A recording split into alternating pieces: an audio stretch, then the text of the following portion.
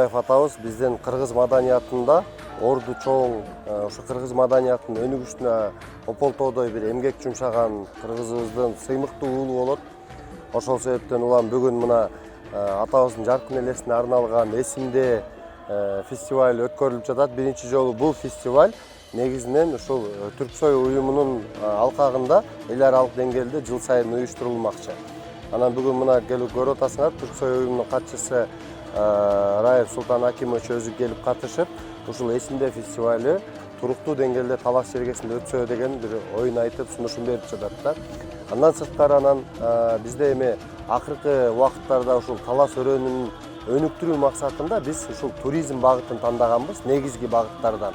Ошон үчүн бул фестиваль катары дагы атайын чет өлкөдөн коноктор чакырылып, турфирмалар чакырылып, ушул кыргыздын улуттук баалуулуктарын, кол өнөрчүлүктү, биздин улуттук тамактарды, биздин маданиятты өнөр менен тааныштырып, ушул туризмди өнүктүрүү максатында дагы бүгүнкү иш-чара уюштурулуп жатат. Мен ойлойм, бул иш-чара салттуу деңгээлде Талас жергесинде жыл сайын өткөрүлүп келет буюрса.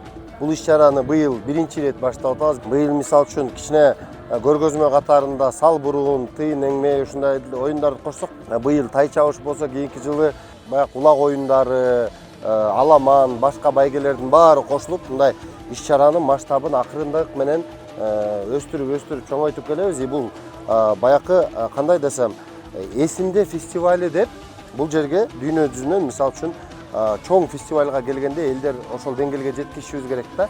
Эсимде фестиваль болот, значит, Таласта эмне болот? Ал жерде маданий күндөр болот, бир 2 күн, 3 күн.